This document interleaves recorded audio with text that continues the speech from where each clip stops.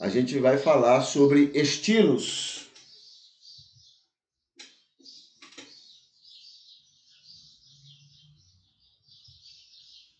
Estilos literários, tá bom? Eu estou querendo ver se eu conserto aqui uma coisa.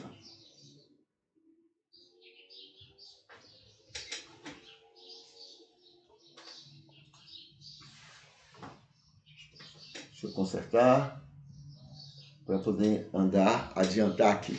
Então, muito bem. Estilos literários. Então, tá aqui.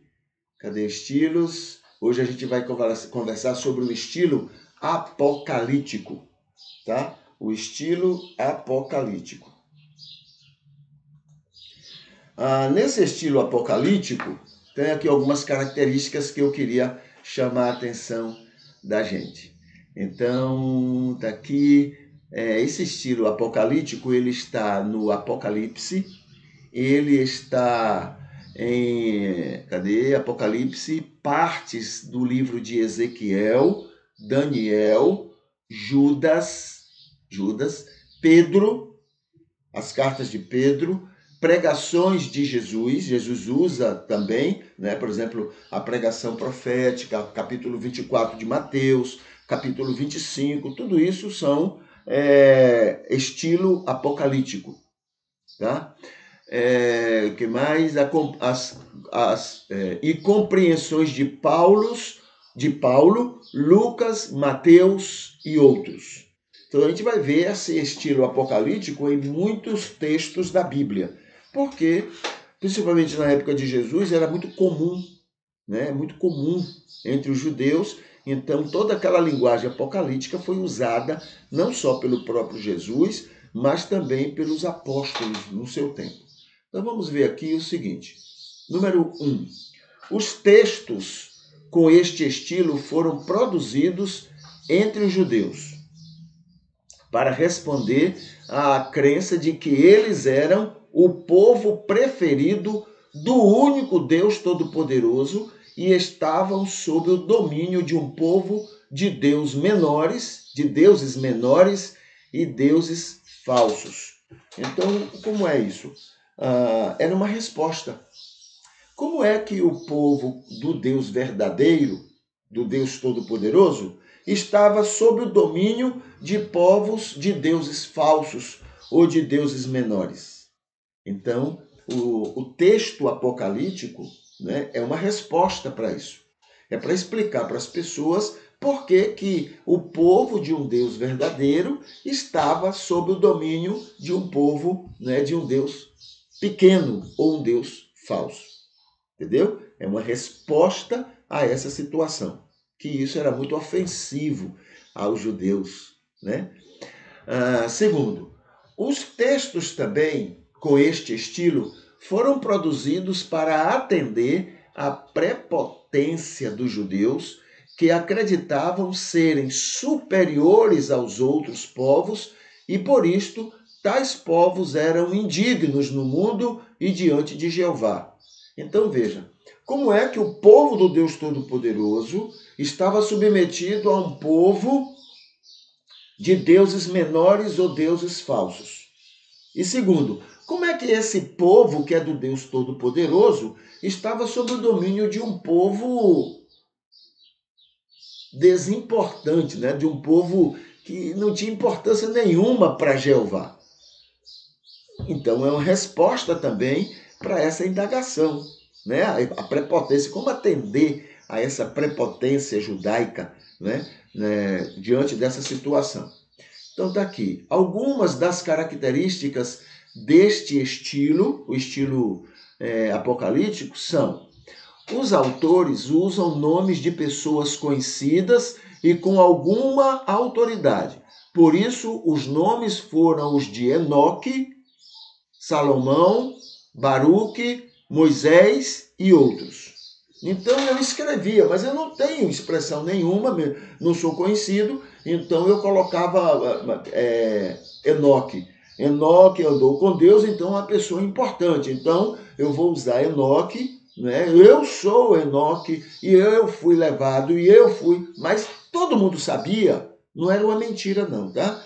Todo mundo sabia que não foi Enoque que escreveu. entendeu? E todo mundo sabia que foi alguém. Agora, é alguém que conta como se fosse Enoque, aquela mensagem, aquele recado, não é, que está ali sendo mencionado. Segundo, muitos símbolos são usados, incluindo numerologias, não só para se assemelhar ao estilo profético, como também para encobrir mensagens aos dominadores. Então, era uma profecia, era uma pregação e, ao mesmo tempo, era algo que deveria estar escondido daqueles que eram os dominadores, tá? Para não ficar pior ainda a perseguição. Então, veja, usam muitos símbolos. Quando fala lá, o dragão, né? O dragão, o dragão, ele pegou sua cauda e girou sua cauda e derrubou, né? E derrubou um terço das estrelas. Não está falando que um dragão rodou a cauda e derrubou um terço das estrelas. Está tendo aí, dando alguns significados em cima dessa palavra. Quando fala lá duas testemunhas, né? Duas testemunhas chegarão à terra e vão pregar e vão chamar as pessoas à obediência, né? Vão ser profetas que vão sair. Não está dizendo de duas pessoas. Está falando que uma mensagem vai correr o mundo. Por que dois? Porque dois é o número da verdade. A ideia é assim, se eu falo e o outro confirma, então é verdade. Tá? O número 3 é como a ideia de uma perfeição respeitada, por exemplo, né? O número 3. O número 4 quer dizer quatro cantos do mundo. Então está falando do mundo, 4. O número 5 tem a ver com os 5 dedos de uma pessoa. Então é a mão humana, a ação humana, a maneira como o homem age. O número 6 tem a ver com o número 7. O número 7 é o número da perfeição. O número 6, ele está perto do 7, mas não é 7. Então ele é o número imperfeito. Tá? É o número da imperfeição. Então, quando tem lá 666, é o nome, é o número da besta, né? Está dizendo lá que é o 6 3 vezes. Olha o número respeitado, 3 vezes. 666. Tá certo? O hebreu, ele não tinha o superlativo. A gente não fala assim, grandíssimo Deus. Entendeu? Então, ele não tem esse grandíssimo. Eles falavam assim, grande, grande, grande Deus. Santo, santo, santo é o Senhor. Quer dizer, santíssimo. Entendeu? Não havia o superlativo. Então, eles repetiam 3 vezes aquela palavra para dar o sentido do superlativo. Então, 666 é o máximo da maldade, o máximo da imperfeição. Entendeu? Aí tem número 10, número 12, número 40, então assim por diante, tá bom? Então eles usam muito esses símbolos. Quando você lê alguma coisa lá e você vê, e tinha 5 chifres ou 10 chifres, né? Não está falando de chifre, está falando de reino, ou autoridade, ou força, ou poder, etc. Está falando isso. Então, identificar é importante no texto, né, se analisar isto, porque faz parte do estilo apocalíptico. Terceiro, a interpretação, né, atua no todo de cada quadro e não nos detalhes deles, pois estão mencionados somente para promover exageros. Então, por exemplo, aí apresenta um quadro. Qual é o quadro? O quadro ali no centro está o trono de Deus, e ao redor tem 2 animais, e tem não sei o que, e tem não sei o que lá, ali, e tem os 24 anciãos, essa coisa toda. A orientação é que você se prenda ao quadro, e não aos detalhes, entendeu? Os detalhes estão ali somente para enfeitar o quadro, para, digamos, dar sentido exagerado no quadro. Entendeu? Então, são características que têm que ser conhecidas para que a gente possa entender exatamente, porque quando a gente quer entender mesmo o texto, tá? Então, é assim que se interpreta, né, aqueles textos apocalípticos.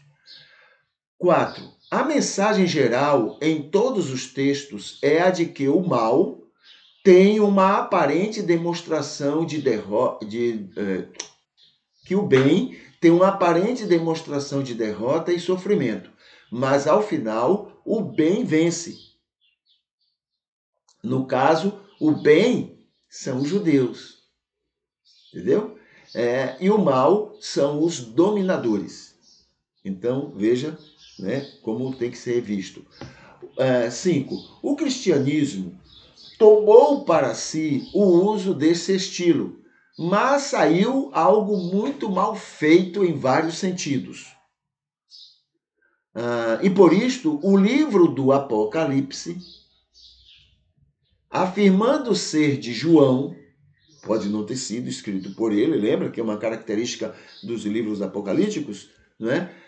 Foi um dos livros que mais demorou para ser reconhecido como inspirado e para fazer parte do Novo Testamento. Então, foi feito no ano 96 e só foi reconhecido, né, como inspirado lá para o ano 400, mais ou menos. Então, demorou demais para ser reconhecido como um livro inspirado por Deus. Tá? 6.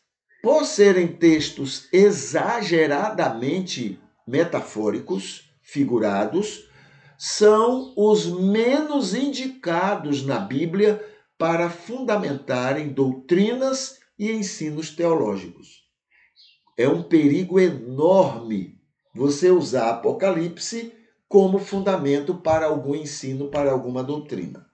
Tá bom? Porque ele é extremamente figurado. Então, se você usa figuras para justificar, para fundamentar doutrinas, aí você vai cair em muito erro, em muita falha. Tá bom? Então, esse é o estilo apocalíptico que faz parte, né, do texto bíblico.